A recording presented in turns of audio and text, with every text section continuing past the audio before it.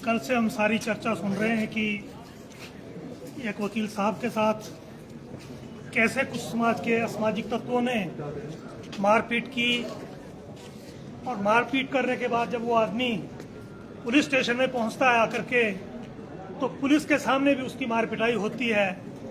ये क्या पुलिस है? मैं डीसी साहब से और एसपी साहब से एक क्वेश्चन पूछना चाहता हूं कि पुलिस का क्या रोल है। आज हम 21वीं शताब्दी में चल रहे हैं, कंप्यूटर एज है, इलेक्ट्रॉनिक्स का जमाना है, साइंस का जमाना है और हमारी पुलिस जो है किस अमानवीय तरीके से, इनह्यूमन तरीके से एक पढ़े लिखे आदमी के साथ पुलिस में उसकी मार पिटाई करवाती है। इस चीज का जवाब जो है मैं अनिल जो है हमारे आईओ इस केस में, मैं उनसे नहीं पूछना चाहता। वो तो एक बहुत छोटे आदमी है बेचारे, पता नहीं किस घर से आए होंगे, कैसे यहाँ नौकरी कर रहे हैं। लेकिन क्वेश्चन जो है पुलिस के एडमिनिस्ट्रेशन पर और डीसी साहब के एडमिनिस्ट्रेशन पर जाता है कि भाई आप बताओ कि आपके एडमिनिस्ट्रेशन के नीचे ये किस किस किस्म के लोग जो हैं पल रहे हैं और जिनका समाज के जो गुंडा तत्व है उनके साथ जो है मिली भगत है। अगर एक पढ़े लिखे आदमी की एफआईआर दर्ज नहीं होती है तो आप ये अंदाजा लगाइए कि जो गांव के देहात के लोग जो बहुत कम पढ़े लिखे हैं, किसानी तबके से हैं, मजदूर हैं, उनके साथ क्या हिसाब किताब होगा। मैं ये क्वेश्चन जो है ओपन क्वेश्चन है मेरा डीसी साहब से और एसपी साहब से कि आपको देखो इतनी बड़ी पोस्टों पर नवाजा गया है, आपको पता होना चाहिए कि पुलिस के आदमी किस थाने में किस किस्म के लोग हैं, उनके खिलाफ एक्शन होना चाहिए। मैं हिमाचल प्रदेश सरकार से भी निवेदन करना चाहूंगा, मुख्यमंत्री जी से, कि आपको जो है एक सरकार को बदल के दूसरी सरकार को हिमाचल प्रदेश में लाया गया, लेकिन इतने बड़े बड़े आईएएस ऑफिसर रखे हुए हैं आप लोगों ने, आईपीएस ऑफिसर हैं और पुलिस की बड़ी भारी भरमार है। वो उन लोगों को आज दिन तक हम ये नहीं समझा सके कि जिस आदमी के साथ कोई गुंडागर्दी होती है, जिसकी मार पिटाई होती है, पहला काम जो है एफआईआर दर्ज करना होता है। कितनी शर्म की बात है ये पूरे एडमिनिस्ट्रेशन पर, क्योंकि एडमिनिस्ट्रेशन जो है सरकार का रिप्रेजेंटेटिव होता है डिस्ट्रिक्ट हेडक्वार्टर्स में। तो इनको कितनी शर्म की बात है कि सुप्रीम कोर्ट और हाई कोर्ट ने बार बार कहा है कि भाई कहीं भी कोई ऑफेंस होता है सबसे पहला काम है पुलिस को एफआईआर दर्ज करना। मैं डीसी साहब से पूछना चाहता हूं, मैं एसपी साहब से पूछना चाहता हूं कि श्रीमान जी आप ये बताइए कि आपके एडमिनिस्ट्रेशन के नीचे ये चल क्या रहा है। आप ABCD नहीं अपने ऑफिसर्स को सिखा सके कि अगर ऑफेंस होता है तो उसकी एफआईआर दर्ज करना बड़ा जरूरी काम है। ये बहुत शर्मनाक बात है एडमिनिस्ट्रेशन पर। हिमाचल प्रदेश की सरकार भी इसकी चपेट में आती है। मैं से मिली भक्ति नहीं चलेगी, नहीं चलेगी, नहीं चलेगी। पुलिस को मुर्दाबाद, मुर्दाबाद, मुर्दाबाद। वकील एकता जिंदाबाद, जिंदाबाद, जिंदाबाद। देखिए हम लोग वकील लोग हैं, लोगों के काज को जो है अदालतों में प्लीड करते हैं। मैं फिर ये कहना चाहूंगा कि देखिए एसपी साहब, डीसी साहब, आप ऐसे ऐसे तत्वों को आइडेंटिफाई करिए किन किन थानों में गलत लोग लगे हैं, लोग क्यों मजबूर होते हैं कि वो स्ट्राइक करें। आज सारा का सारा वर्क जो है जिला अदालत में पैरालाइज हो गया, वो आपके एक अनिल की वजह से हुआ है।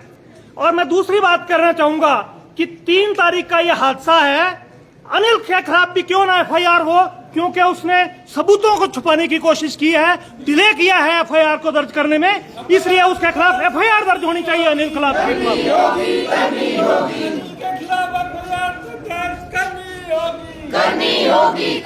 होगी। मेरा डीसी साहब से और एसपी साहब से भी निवेदन है कि इस हालात को देखते हुए, क्योंकि हम एक बहुत इलेक्ट्रॉनिक्स के जमाने में जी रहे हैं, 21वीं शताब्दी के जमाने में जी रहे हैं, अनिल के खिलाफ जो है, जो आईओ है, उसके खिलाफ भी जो है एफआईआर दर्ज होनी चाहिए, सबूतों को छेड़छाड़ करने की और सबूतों को छुपाने के लिए जो उसने ये काम किया है। हम जो लोग हैं, देखिए सारा का सारा जो है जिला अदालतों का काम पैरालाइज हुआ है, ना जाने कितने लोगों के केस लगे थे। इस चीज के लिए कौन जिम्मेवार है? ये ऐसे अगर जैसे हमारे को पता लगा है कि पुलिस गुंडों के साथ मिली हुई है। ये बहुत निंदनीय कृत्य है। इस पर हिमाचल प्रदेश सरकार को एज ए होल और जिला एडमिनिस्ट्रेशन को इस चीज पर अपनी तौर पर जहां जहां ऐसी गलतियां हैं, इसलिए आप लोगों को रखा गया है कि जहां हिमाचल सरकार होश में आओ, होश में आओ, होश में आओ, हिमाचल सरकार होश में आओ, होश में आओ, होश में आओ। देखिए, हिंदुस्तान जो है बेरोजगार लोगों का मुल्क बनने जा रहा है। बहुत ज्यादा बेरोजगारी है। अगर एक अनिल को नौकरी से निकाल दोगे, ये कोई अपने बाप का राज नहीं है किसी का। लोगों के जेब से पैसा जाता है, सरकार के एक्सचेकर से पैसा जाता है जो सरकारी मुलाजिम है। अगर एक बार उसको नौकरी मिल गई है तो यह कोई गारंटी नहीं होनी चाहिए कि वो सारी उम्र तक जो भी गलत काम करे और वो डिसिप्लिन के नाम पर जो है उसके साथ जो है कि भाई उसके खिलाफ कोई प्रोसीडिंग चलेगी, फिर उसको निकाला जाएगा। बहुत सारे लोग लाइन में लगे हुए हैं। ऐसे भ्रष्ट तत्वों को निकाल देना चाहिए। ये भी जिला एडमिनिस्ट्रेशन को और हिमाचल प्रदेश सरकार को सोचना चाहिए। हमें ऐसे गंदे लोगों की जरूरत नहीं है। हिंदुस्तान एक डेमोक्रेटिक मुल्क है। हिंदुस्तान में ऐसे गंदे अल्सर जो पुलिस विभाग में काम कर रहे हैं, उनकी आइडेंटिफिकेशन होनी चाहिए। किन किन माफियाओं से मिले हुए हैं, मैं ये निवेदन करना चाहूंगा आप पढ़े लिखे लोगों के माध्यम से ये पोस्ट करना चाहूंगा। हिमाचल प्रदेश सरकार को एक प्रश्न पैदा करना चाहता हूं और जिला एडमिनिस्ट्रेशन को भी, पुलिस एडमिनिस्ट्रेशन को भी ये क्वेश्चन पोस्ट करना चाहता हूं कि इस प्रकार के लोग, जो लोग गुंडों से मिले हुए हैं, चिट्टे के व्यापार करने वाले लोगों से मिले हुए हैं, उनका भी कोई समाधान करें। अगर कोई पुलिस का आदमी ऐसे पकड़ा जाता है तो उसको फौरन नौकरी से निकाल देना चाहिए। हमारे समाज को बर्बाद करके रख दिया है ये जो गुंडा एलिमेंट है और जो पुलिस का नेक्सस है।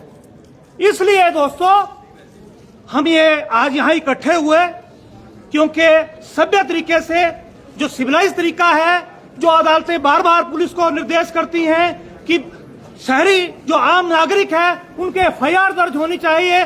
जब वो एफआईआर दर्ज नहीं हुई है तो इसलिए हम सारे लोग जो है यहाँ आए हैं। ये एक तमाचा होना चाहिए डीसी साहब और एसपी साहब के एडमिनिस्ट्रेशन पर कि भाई देखिए, पढ़े लिखे लोग जो हैं, जो लोग अदालतों में लोगों के कॉज को प्लीड करते हैं, उनको अपने आप एफआईआर दर्ज करवाने के लिए डीसी और एसपी सोलन के पास जो है यहाँ आना पड़ रहा है।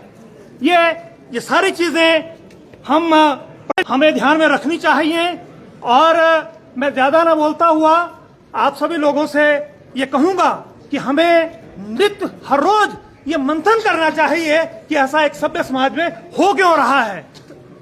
ये लोग हमारे पैसे पर पल रहे हैं और आम जनता के खिलाफ काम कर रहे हैं। इसका चिंतन जो है पढ़ी लिखी जमात को रोज रोज करना चाहिए और अपने आप को इस चीज से जोड़ना चाहिए कि सरकार ने ये पॉलिटिकल गुंडों का और माफियाओं का जो आपस में नेक्सस चला हुआ है वो आइडेंटिफाई होना चाहिए और बेनकाब होना चाहिए।